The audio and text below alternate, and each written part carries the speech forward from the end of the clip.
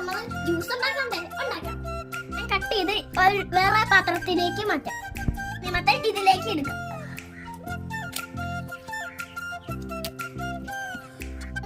കുറച്ച് തേങ്ങ പൊരിച്ചെടുക്കുക. ഇതിനകത്തേക്ക് കുറച്ച് മുന്തിരി ഇട്ടാലോ? ഇടാം. ഇതിനകത്തേക്ക് ഇട്ട് കൊടുക്കാം.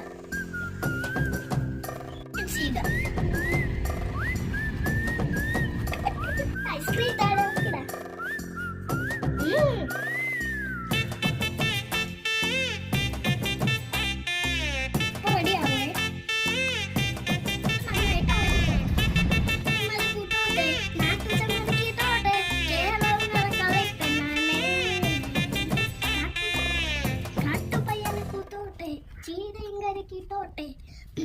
നമുക്ക് ഒരു ജ്യൂസ് അടിച്ചാലോ?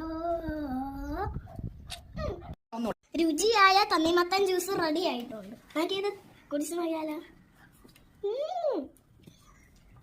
നല്ല ടേസ്റ്റ് ഉണ്ട്.